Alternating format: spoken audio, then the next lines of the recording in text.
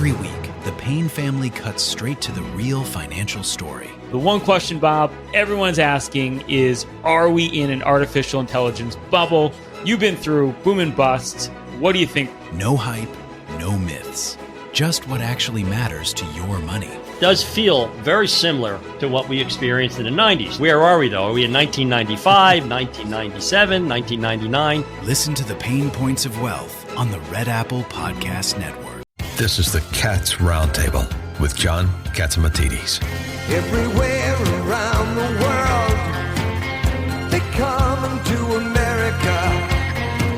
Every time that flag's unfurled, they come to America.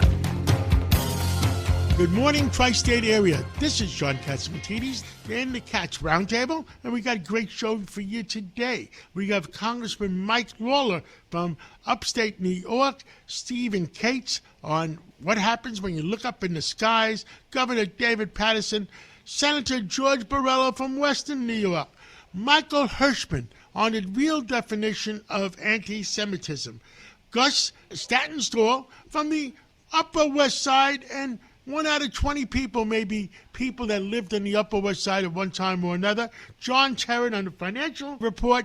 We have Representative Jeff Van Drew from New Jersey. And let's start off with Mike Stoller in the real estate report.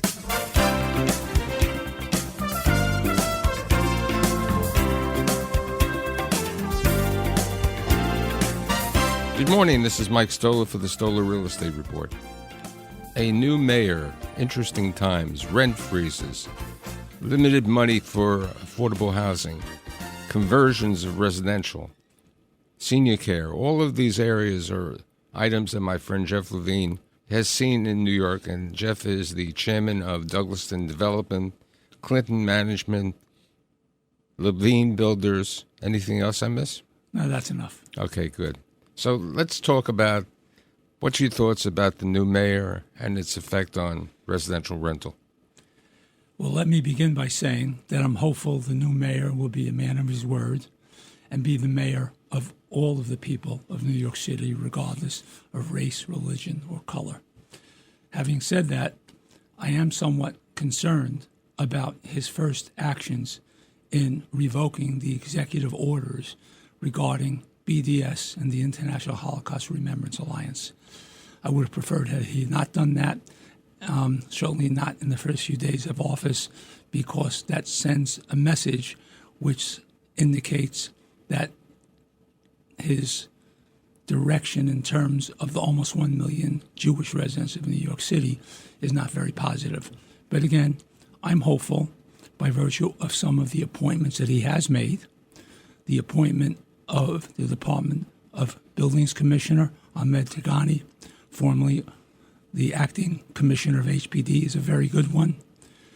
Dina Levy from the state to take housing, as well as Lila Borzog, are very good choices.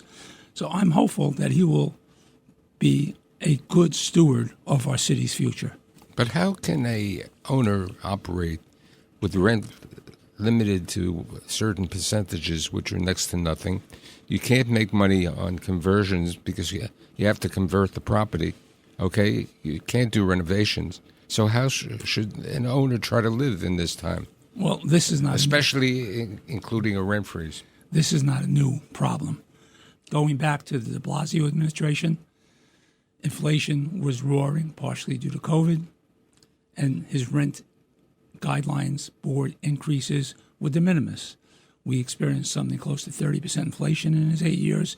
We only received somewhat 7% cumulatively of rent increases, and that put our existing housing stock in great jeopardy, causing failures of mortgage payment to lending institutions, and you're seeing foreclosures.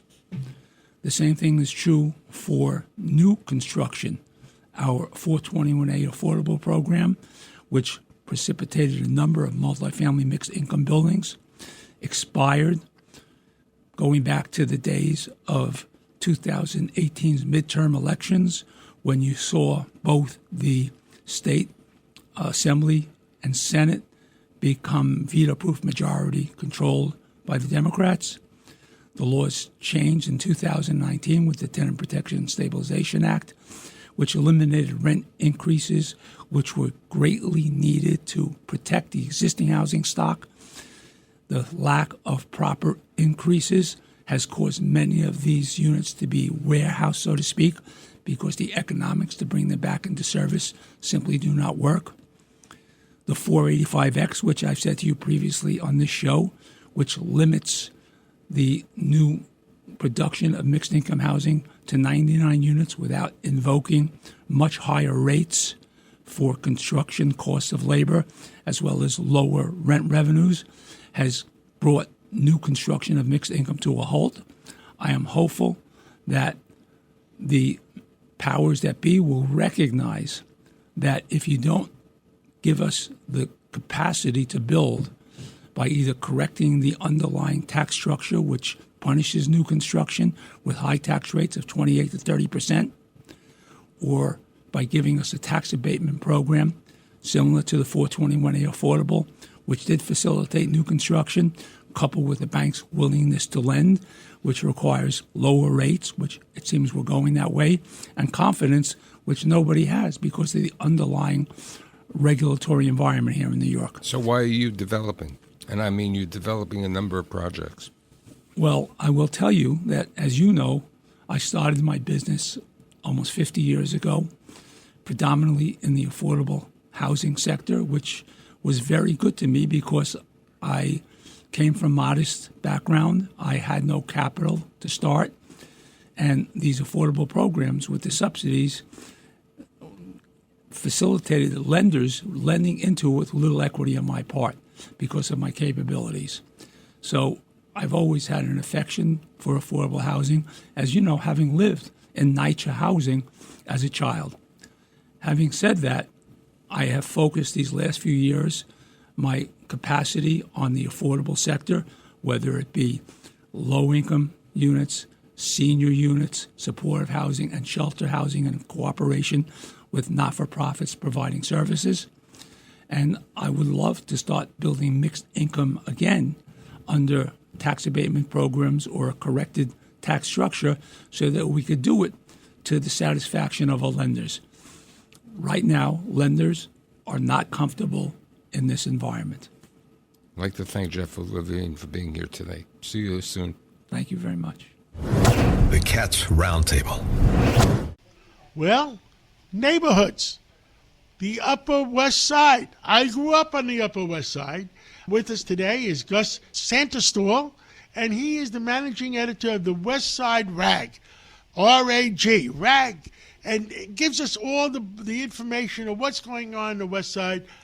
And, you know, 1 out of 8 people in the country were born in Brooklyn or from Brooklyn. Upper West Side, I would say it's close to that, maybe 1 out of 20 in the country. Gus, would you say 1 out of 20 in the country are from the Upper West Side or the West Side in New York? 1 out of 20 sounds right to me. I feel like I meet people from the West Side all the time.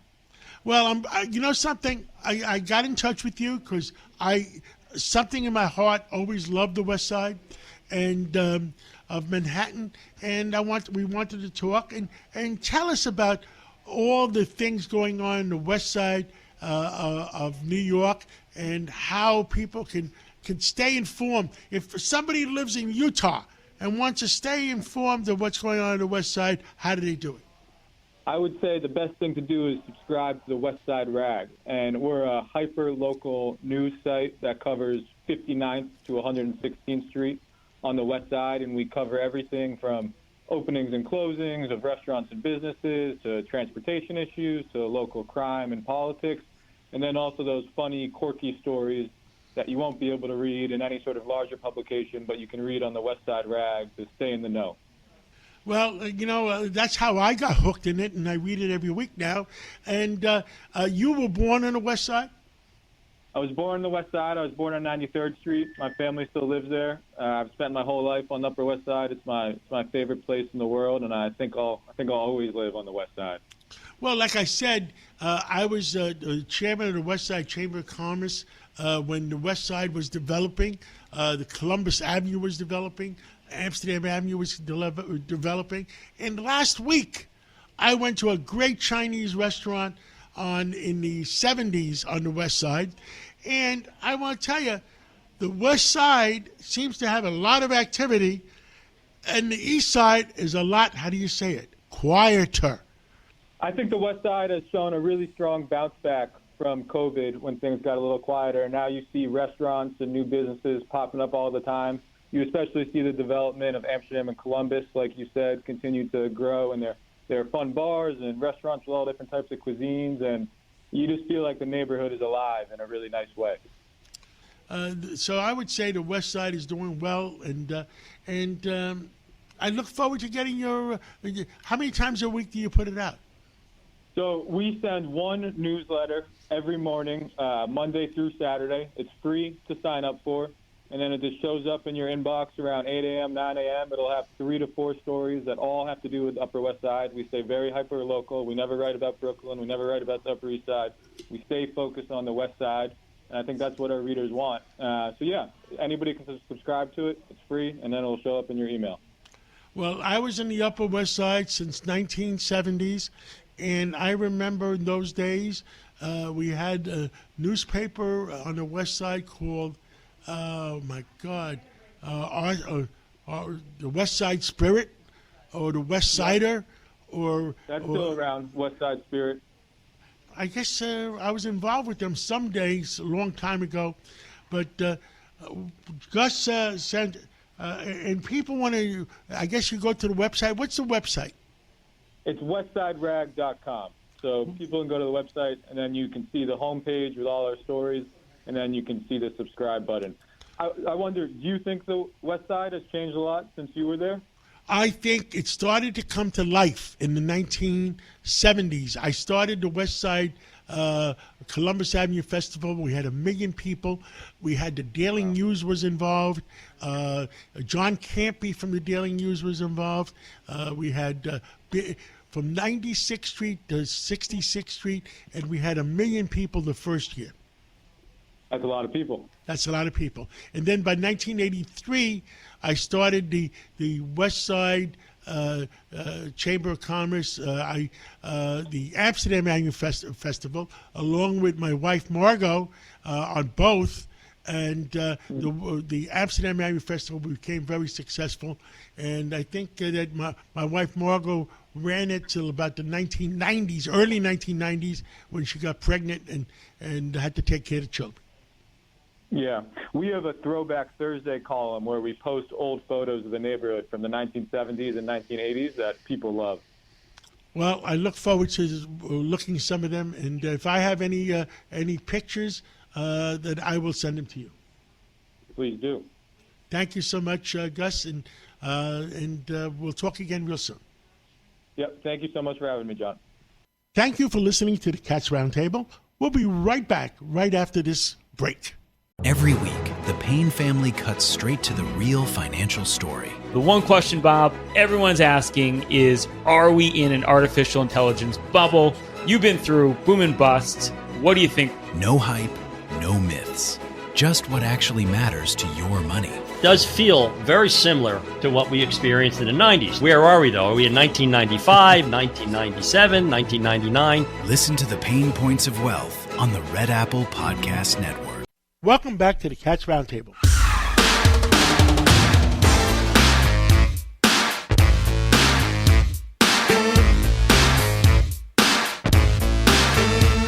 With us today is Governor David Paterson, who I understand was in Albany last week for the State of the State.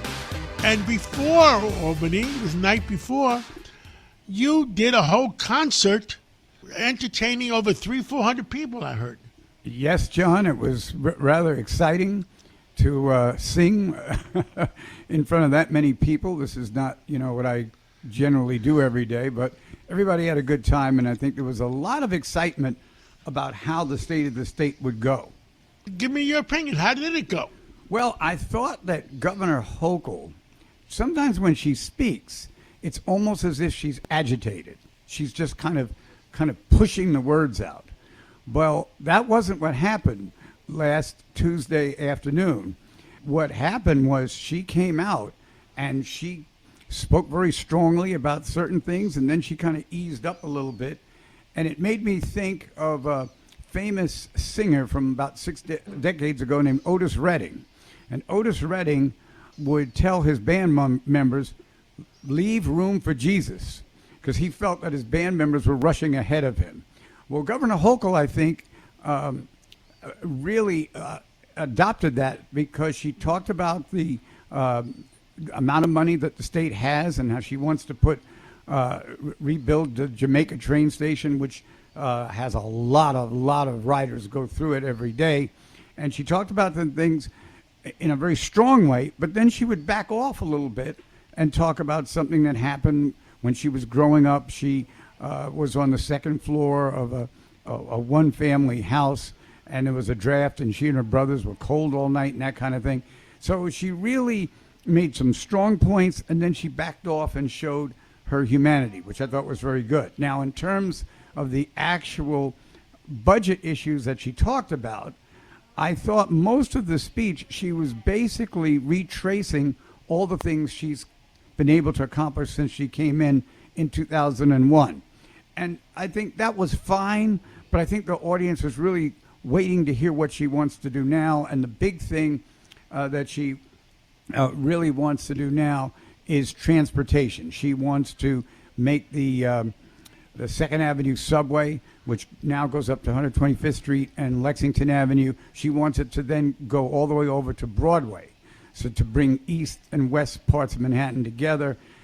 She wants to take a lot of that money that apparently the state is full of a lot of money right now, John, and she wants to take the 3K, which originally was the pre-K, and now have something called 2K, where working families can leave their children in these places and they'll be well taken care of.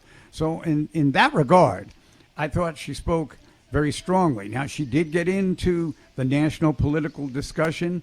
She didn't like what happened, the shooting in Minnesota, and whether you agree with her or not. She stated it very emotionally, and I think the crowd really enjoyed it. And she also, talked a lot about the type of governance that she wants to have, and cooperating and pointing out that the people on her staff have done a lot of work in government before, particularly Karen Persicelli-Keough, who was always the executive assistant to Hillary Clinton. So I would say it was a real positive for her, because she really seemed like a human being more than ever before. And once you cross that road, you can become a tremendous public speaker. Now, Albany, I mean, I understand Todd Shapiro opened up many a club up there. Yeah, I was in one of Todd Shapiro's clubs that we performed last week. Todd gets a lot done. He was in, full force last Monday night. And you had 300-400 people. That is wonderful. That is wonderful.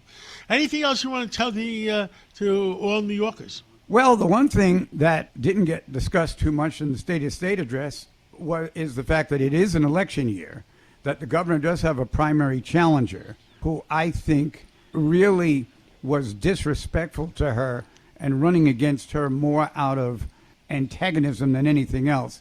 I think she'll wipe him out in the primary with no problem. Governor, if you gave me $1 million right now in cash, I would not know who the person is. So I don't think anybody else knows who the person is running against her. So you're right. At the moment, I don't either. Okay. Governor David but Paterson. One thing, yes, that she does have a general election running against a very worthy candidate, the county executive from Nassau, Bruce Blakeman, and he's not playing around. He's coming after her, and I think eventually she would win, but I think it will be a very interesting race. Look forward to it, and thank you so much for everything you do for our city, our state. We'll catch up with you again real soon. Thank you, John. The Cats Roundtable. With us is Senator George Borrello from Western New York to give us the state of the state, what his problems are with it, and anything good with it, Senator. Well, yeah, I guess the good thing is I got through another one, so that was good. But I will tell you that, here we are in the new year, and 2026 is going to be an interesting year. But I guess the part that I was most concerned about was I'm not sure Governor Hochul and I are living in the same state, because her outlook is a little bit different. She's saying that people are moving to New York State in droves, and she's made New York more affordable, and and a lot of other strange things, because quite honestly, when you look at the data, unfortunately, New York's at pretty much the bottom of every good list and the top of every bad one. New York State ranks 45th in the nation when it comes to affordability. We rank 50 out of 50 states for tax competitiveness. And New Yorkers pay about 50% more for electricity than the rest of the country, despite the fact that we have a tremendous amount of hydroelectric power, particularly from up here in upstate New York. So to listen to her talk about successes, it really kind of fell flat in the room on Tuesday. I'm concerned. I'm concerned that her plan right now is to essentially rattle her saber against Donald Trump, which was what most of her speech was. She had an anti-law enforcement message saying New York's not going to cooperate with our federal officials. And quite frankly, that's, I think, very concerning for the public safety here in New York State. We are, I think, off to an interesting start to the 2026 political campaign, and the fact that Governor Hochul is basically trying to deflect away from her record and from New York State's, unfortunately, downward spiral. And that's something every New Yorker, every taxpayer, every stakeholder in New York State should be concerned about. Well, look, I want the best. Look, I've lived in New York City, New York State for 70 years, 75 years, and I want New York to be the best. I mean, I want New York to succeed. So I root for everybody, but I want to make sure we're not making any stupid moves where it's going to hurt us. Agreed. I mean, look, we all want New York to succeed, and really, honestly, I would love for her to do more of some of the things she's already started doing, because you know what, she's realizing that New York State cannot, provide power for the power needs that we have here based just solely on wind and solar. So she's talking about nuclear energy. The problem is nuclear energy is a decade or more away. What we really need is just some common sense, all of the above strategy. And unfortunately, her Democrat colleagues in Albany don't want to talk about anything other than wind and solar, even though they realize, she realizes that this is not a sustainable path. Senator, I did not actually listen to her entire speech, but I spoke to Premier Doug Ford from the Ontario, and he said to me last week that they signed a deal with New York State to bring more electricity down to this to New York State. Did she say anything about that? That wasn't part of her discussion, no. Unfortunately, she was spending a lot of time, talking about Donald Trump. But, yeah, I realize that is one of the proposals. But we really don't need to do that. We don't need to spend, billions of dollars to create, essentially a transmission line from Canada when we have the resources right here. We have natural gas right under our feet. We should be repowering these shuttered power plants with clean, low-emission natural gas. We shouldn't have to import it from other states and other countries like Canada. That's really the fallacy of all of this. She talks about hydropower from Ontario, but we could be expanding our hydropower footprint right here in New York State and providing more jobs and more stability. Because at the end of the day, we're going to be second in line behind the needs for Ontario and the states around us that supply us with power now. When they need it for their data centers, for their manufacturing, for their power needs, we will be next in line. And that is what the New York State Independent System Operators is talking about. The fact that New York State could be facing rolling blackouts as soon as this year because of a lack of power supply and the growing need with aging infrastructure and unfortunately these unreliable intermittent green energy projects that just cannot power New York's future. Anything else you want to tell the people? Well, I give me some good news. Well, here's some good news, I guess. I think the good news is that people are starting to realize that this agenda is not going to make New York more affordable and safer. You can't talk about affordability when you're doing things to make New York less affordable, like the all-electric mandates. There are some things that we have common ground on. I support the idea of providing better child care. I think most everyone does. The challenge, in my opinion, is paying for it, number one. Number two, this whole idea of universal child care that goes to everyone, even to extremely wealthy people who don't need it, or people that are unwilling to work. That to me, I think most common sense New Yorkers should say that that's where it stops. Let's provide better and more abundant child care and support our child care workers who are underpaid, and support creating the infrastructure so we have more child care to eliminate those child care deserts. So we can find common grounds on these things. But again, it's always a good idea that's taken too far. That's been a challenge. Governor Hochul said that she thinks that government should be a force for good. Well, I can agree with her on that. But unfortunately, her and I disagree on what's really good for New York State. Senator George Borrello, thank you so much for calling in this Sunday morning, and we'll talk to you again real soon. Thank you very much. Thank you for listening to the Cats Roundtable. We'll be right back right after this break. Welcome back to the Cats Roundtable.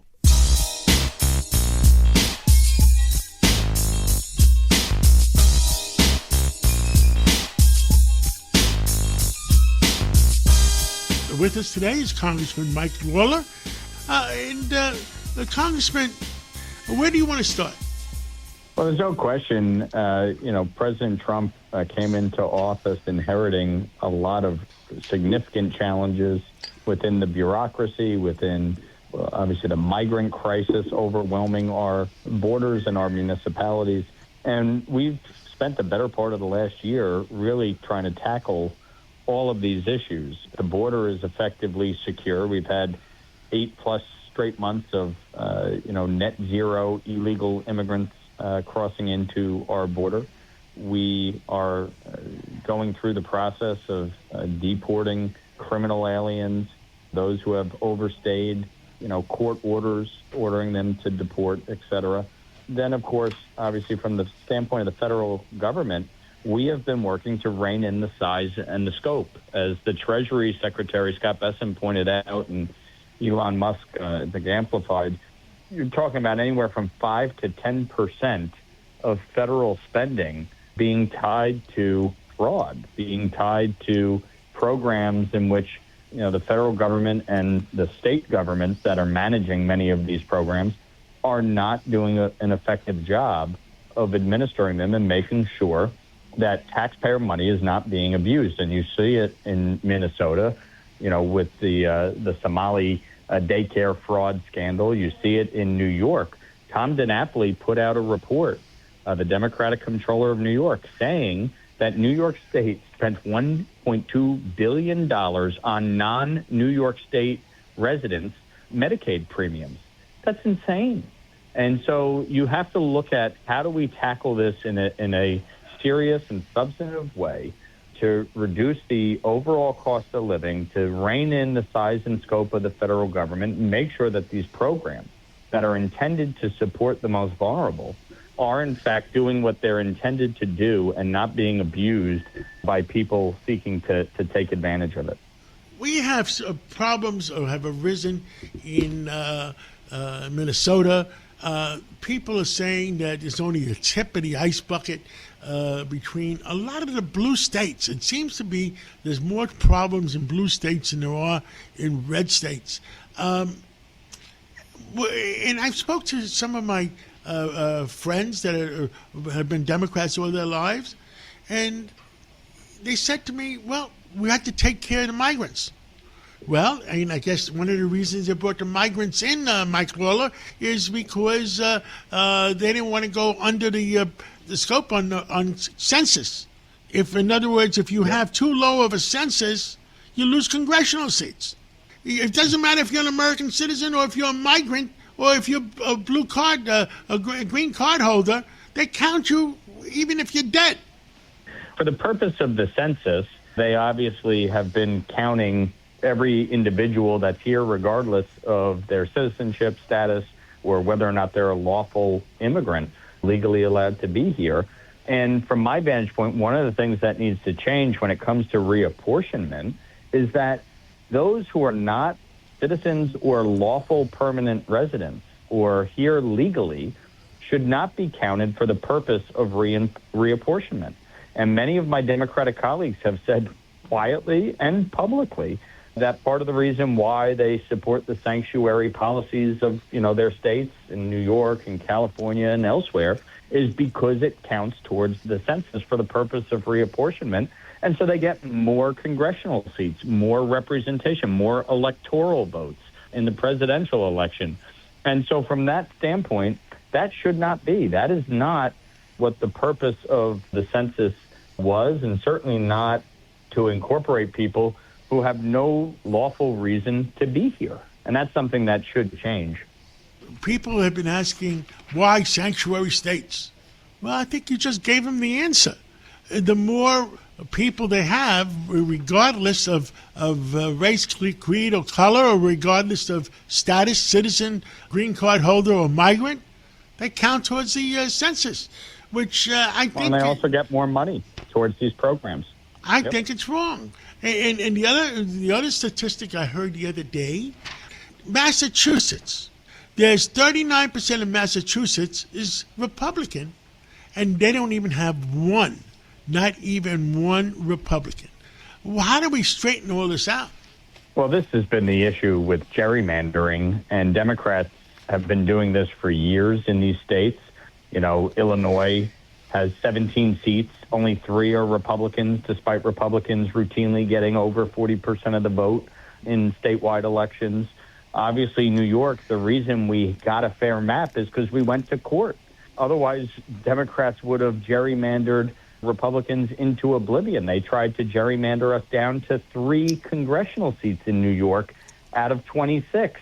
So it would have been 23-3. Which they're trying to take Nicole Mayotakis' seat away in New York City, and the only congressperson in New York City in the 5 boroughs.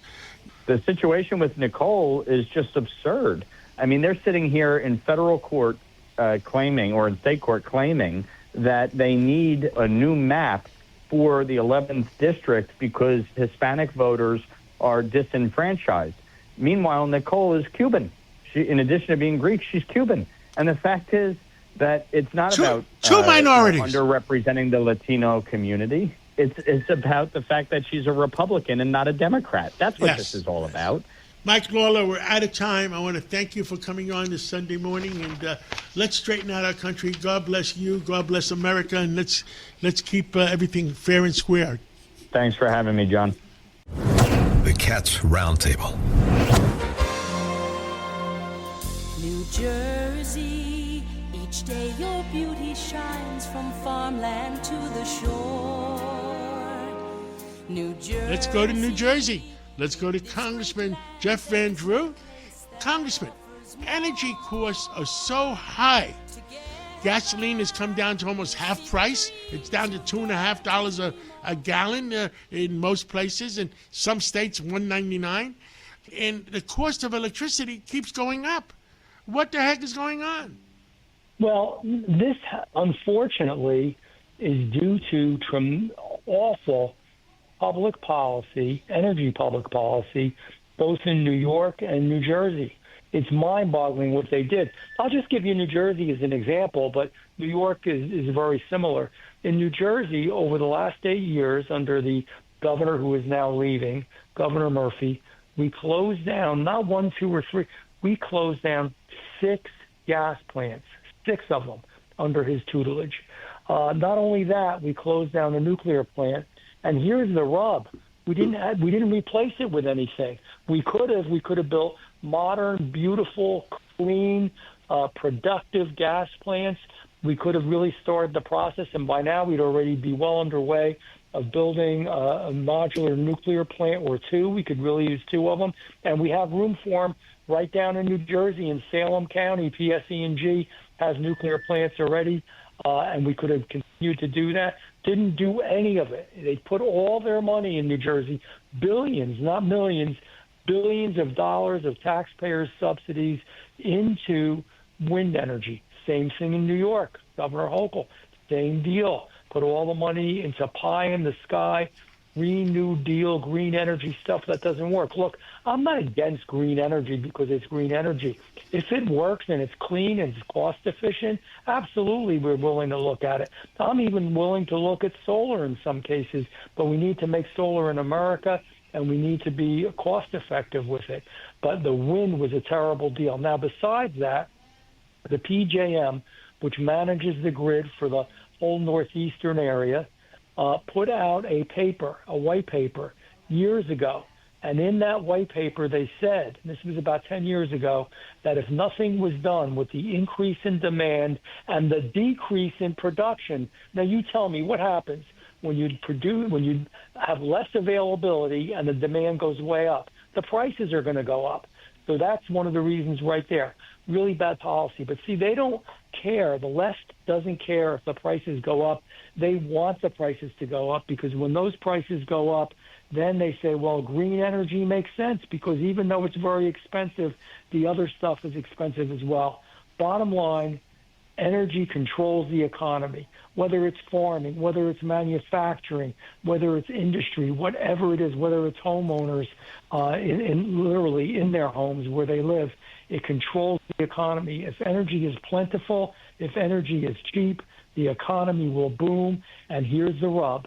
In America, we have the ability to do that. We're not Europe. Stop trying to be Europe. Europe doesn't have the natural resources. They don't have the supply, so they have no options but other to have very expensive energy and to, make people pay through the roof, and they've got to keep their thermostats real high and hot in the summer and real low and have cold homes in the winter. We don't. I've been to many European cities, and even the hotels, it's hot. It has to be. They can't afford it. But we for some reason want to shape ourselves to be just like Europe. No, America's in the lead. America's the engine. America drives the train. Everybody should want to be like America. So it's really disappointing when we have these terrible policies. We can fix this. It's not going to happen in a day, but partly it's been fixed. I mean, we're seeing that the price per barrel of oil has gone down. Gas prices have gone way down. But, wait a minute. In states like New York and New Jersey, you increase the gas tax. So, for example, we'll use New Jersey in this example since I used New York in the last one. New Jersey, every time the price of gas goes down, the tax goes up automatically. You couldn't make this stuff up. And then on your home energy bills, look at something called societal benefits. They have a list of stuff, I guarantee. I mean, the politicians can't be that evil where if the price of electricity is up, they collect more sales tax, is it? So when the price goes down, they aren't able to collect as much taxes because the price went down, because it's based on the amount of dollars that were sold. So when the price goes down, they increase the tax so they can still pull all the money that they want to out of it with no regard to the consumer. See, you see that gas prices are down in New York and New Jersey. They could be down another 50 cents in New York and New Jersey if we just let the natural course of things go along, but we keep taxing more. And in the case of New Jersey, which is a high-tax state like New York, we were one of the lowest, like the third lowest in the country, probably 10 years ago. Now we're on the top 10. Well, Congressman Jeff Van Drew from the great state of New Jersey, thank you so much for coming on this Sunday morning. Always a pleasure to be with you. I appreciate you and the good work that you do getting the word out. God bless you. God bless America. And listen, I live in New York City. Hopefully we can save New York. Thank you so much. You got it. Thank you for listening to the Cats Roundtable. We'll be right back right after this break. Welcome back to the Cats Roundtable.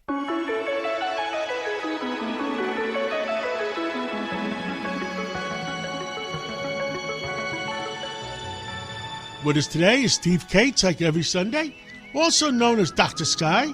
Well, Steve, so where do we start this Sunday morning? Well, good morning, John, and to you, all the listeners on Sunday. We could spend 3 hours, but to summarize, this is what I've come up with this week. Many people may not realize it. Years ago, NASA set a record for an air-breathing vehicle. In other words, how can something go hypersonic in space or in the atmosphere? So we're talking about something under the power of what they call a scramjet engine. I'll define that in a minute. NASA's X-43A program, it's called the HyperX program. actually dropped this little craft from a B-52 bomber, and it went Mach 9.6 as far as what is that in miles per hour. That's over 7,300 miles per hour. And let's go back to the two types of engines that we have right now. A ramjet is subsonic. It flows supersonic air to subsonic speeds for combustion versus a scramjet, John, that keeps the air supersonic as it goes into the combustion chamber for greater speeds. This is great technology. So what does it translate to you and I and the world and everybody listening? We may eventually have ability to transport ourselves around the world with such incredible speeds. It's amazing technology. These are the fastest air-breathing engines that we know of. You know, I must point out to you, and 50 years ago it was the Concorde at Mach .204. And the fact is, we did not come a long way in 50 years. Well, John, I'll tell you right now, what China's doing, they're kind of leading the program to say, and always be reporting the truth here. They're actually a little more advanced, some say, than America in the ability to have these engines or these craft that go what we call hypersonic speed. But in all due respect, this is kind of an amazing achievement because, John, this speed record was done not this year, but a number of years ago. And obviously, we're looking to push beyond Mach 10, and that would be just fantastic as we develop new engines for aircraft. And what about spacecraft, John? That's a whole nother subject for another time. Yes, and, our minds still expand. I'll tell you, I think I told you this before, I watched Star Trek Voyager, which was made in 1995, and they're walking around with iPhones, and I can't figure that out. It's amazing. And if you want to go back deeper, John, just very briefly, Stanley Kubrick's epic, I can't get enough of the movie, 2001: A Space Odyssey. What do we see there, John? We see full screens like we have today, like televisions. We see rocket-powered, craft. We see spacesuits that are literally out of this world, and nuclear propulsion on the giant spacecraft that went out to Jupiter. He was a real visionary, don't you think? Stanley Kubrick in 1968, John. That really, to me, is just mind-boggling. Amazing stuff. Amazing. We move on to this listen, other subject. at our age, we got to move on faster because of the fact that we got to get to Mars while we're still around. Well, we sure do, John, and that's a whole other story that hopefully you and I will have some updates as we move into 2026. But how about this one? We've heard about this medical emergency in space, and that I'm going to talk about in a moment as the mystery of the week, as we call it. But now, how about this? How do astronauts conduct chores in space? Bathing. There's no bathtub or shower that you can use. You take a sponge bath. Now, I don't know about you or the listeners, but I don't know how clean I'm going to get with a sponge bath. And what about garbage, John? They have to crush all the garbage. Each astronaut, they say, generates about 4 pounds of trash a day. Maybe hard to believe, but it's weightless. They compress it, and they push it into one of these cargo ships called the Cygnus. And when that gets full, it deorbits, and then they eject this garbage out the back end so it all incinerates. A very proper way of getting rid of waste. But how about the one that, John, that's most amazing? In the bathroom, and I'll keep it family-friendly. NASA developed, with millions of dollars of expenses, a toilet. And what you have to do, John, I'll keep it professional. When you sit, you have to get a perfect suction seal on there because obviously you don't want things to leak out. And the point of the matter is, space, obviously, is a very interesting place, no doubt. But how about this one? All the urine that is out there, they recycle it, so obviously you can get what? Fresh water from urine. I don't think I would like to try it. It sounds disgusting. It sure does. So the point is, if you're up on the space station, it's why they call those people the people with the right stuff. Now, John, the mystery of the week, and everybody by now has heard about this medical emergency in space. Well, the Crew 11 that's up there, they got up to the space station, 4 astronauts, or I should say 3 astronauts and 1 cosmonaut, and 1 Japanese scientist astronaut. Now, we don't know who it is of the 4, but they're obviously expected to return to Earth, and due to medical privacy, we're not going to know exactly who is the individual, but safely, that is supposed to take place, of course. It's the first time in NASA's history that they've had to do this, but at least they have the capability. There's 7 attached craft, John, both Russian and United States, SpaceX attached there. So they're coming back on the Crew 11. That date, of course, is to be announced officially. Here's something that Buzz Aldrin said. Space can be a very weird place. He was saying when sleeping, even when on the Gemini and Apollo missions, you would try to sleep, but your eye was seeing all these flashes at night. What is that? That's cosmic rays, John, that are penetrating up into space. You and I are getting them all day long, but they're harmless. But imagine trying to sleep when you're seeing all these flashes that are continuing in your retina. So we don't know what the medical emergency is. But once again, John, space is a fascinating place, but it's obviously for those that have the right stuff. And also for those who have vision. Absolutely. Literally. It's amazing because what you're going to see, John, in 2026, and we'll cover this obviously in future iterations of the Cats Roundtable, in summary, SpaceX has so many amazing missions this year. The Starship is looking to be the next developmental craft to go to the moon. But I think they have to, and I'm sure they're smart enough to know it. If you're going to land something like that on the surface of the moon, make sure it's not too tall of a spacecraft, so then the little legs, if you're not on a flat surface, it might tip over. Go back to the Apollo landing vehicle. We saw that happen. So hopefully, I'm confident that they have that figured out. But the Starship that they're using, John, it's a long stainless steel spacecraft, a great one.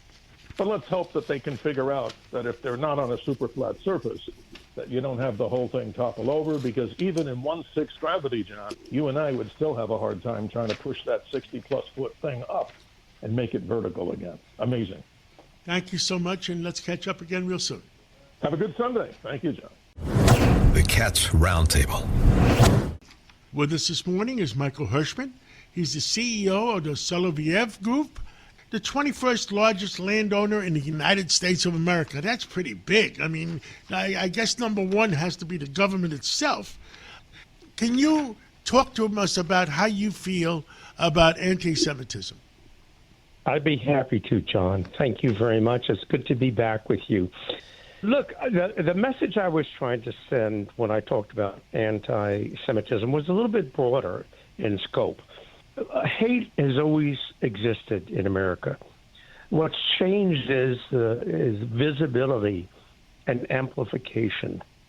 Nowadays, extreme voices, they travel faster and they feel more representative, frankly, than they actually are. The result is that, however, our society has become, in general, less patient, and we have more disagreement that feels more dangerous. We've made identity more central than our shared citizenship. Now, specifically as it has to do with anti-Semitism, look, it's frightening, it's painful, it's often isolating. But as a community, we have to remember something essential. Calling out racism or anti-Semitism, it's a moral responsibility, but only when it's actually racism or anti-Semitism. We must not become a people who label every disagreement, every critique, or every political argument as an act of hate. When we do that, a couple harmful things happen. We dilute the meaning of the word anti-Semitism or racism. The real racists, the real anti-Semites, the real threats kind of slip through the cracks. And we tend to shut down conversations that we should be having, especially amongst ourselves. Criticism of Israeli politics or policies, that's not anti-Semitism. Heck, there's a fairly good-sized population of Jews in Israel that argue against Israeli policies towards the Palestinians. Are these Jews anti-Semitic? Of course they're not. The beauty of being part of a democratic people with a deep tradition of disagreement going back many years is the fact that we should be able to disagree without labeling someone a racist or an anti-Semite. Does using the word anti-Semitism actually go against maybe some of the and point out that the Jews are oversensitive? You know, I think that's a good point. I think that the Jewish people have become oversensitive. In large part, it's because of a history of victimization, if you will. But the Jewish people, I think, really should be stronger than that, and they should be more accepting of folks that criticize them as a culture, not necessarily for their religion, but if it has to do with Israel, for their undying support for Israel. They should have undying support for Israel. but they should be willing and able to speak towards policy differences that exist in the Israeli government without claiming that anyone that is anti-Israel policies is anti-Semitic. It's just it's a self-defeating prophecy that, frankly, is against everyone's best interest. And by the way, I can use the word racism as a substitute for anti-Semitism. We as a nation, we've become too sensitized to people who disagree with us, and we label them too quickly, rather than trying to have a civil conversation and perhaps share concerns about particularly politics or policies and reach a civil disagreement where we can agree. We're classifying people as hateful, and that's wrong. Well, when other people are viewing a class of people and that tend to be oversensitive, they tend to do it even more. Well, that's right. That's right. Look, this country, we have a long history of accepting immigrants in this country. And look, we can talk for hours about, the immigration policies of this administration.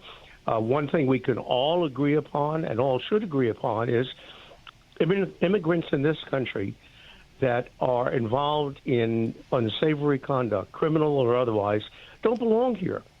But anyone else who's an immigrant here, and frankly, we're all immigrants here, should be, as long as they're willing to assimilate into our country, as long as they're willing to accept the democratic principles that are the basis for our culture, life, liberty, the pursuit of happiness, we should be willing to accept them with open arms because they will bring value to our country. Well, I agree with you 100%. And like you said, we're all immigrants from one place or another. And Michael Hirschman, CEO of the Soloviev Group, and I'm corrected, the 14th largest landowner in the United States. Looking forward to traveling out west with you sometime. And God bless you and God bless America. Thank you so much. Thank you, John, and have a great day. You too.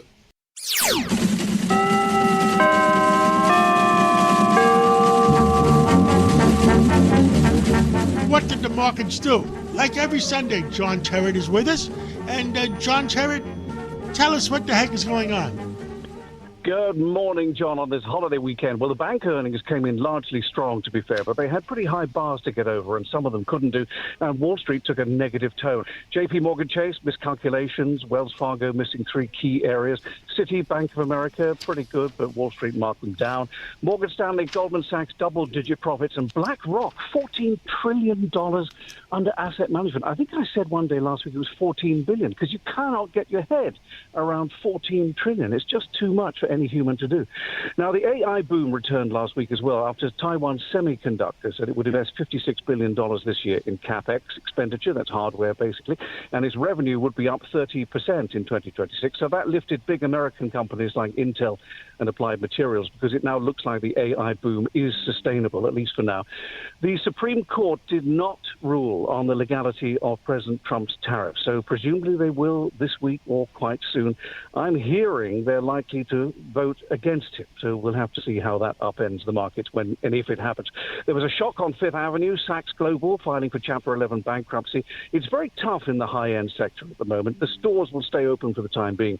And then on Friday, President Trump upending the race to replace Jerome Powell at the Central Bank of the Federal Reserve. He told Kevin Hassett, who's the head of the National Economic Council and the favorite to take the job from Jerome Powell, he actually said, I actually want to keep you where you are if you want to know the truth. Well, the dollar and the two-year Treasury rose on that news. The big cryptocurrency story of the week, Coinbase pulling support for a major crypto legislation and delaying the bill. The boss of Coinbase not very popular in Washington, D.C. this weekend. And so to the week ahead. Well, tomorrow, Davos, the gathering of the great and the good from business and economics, gets underway in the Swiss Mountain Resort. That's the World Economic Forum. Of course, we're closed for Martin Luther King Jr. Day. And later this week, earnings come in from Netflix, Johnson & Johnson, and Intel. John. Thank you so much, and let's catch up again real soon. Yep, see you next Sunday. Thank you. If you ever miss a segment or want to hear it again, go to WABCRadio.com go to podcasts, go to minicast, and play back your favorite segment. Thank you for being with us for the Cats Roundtable Local Edition, the #1 show on Sunday mornings in New York. Keep listening to us for the Cats Roundtable National Edition between 9 o'clock and 10 o'clock, so we'll be back to you in a few minutes after the news. Every week, the Payne family cuts straight to the real financial story. The one question, Bob, everyone's asking is, are we in an artificial intelligence bubble? You've been through boom and bust. What do you think? No hype, no myths. Just what actually matters to your money. Does feel very similar to what we experienced in the 90s. Where are we, though? Are we in 1995, 1997, 1999? Listen to the Pain Points of Wealth on the Red Apple Podcast Network.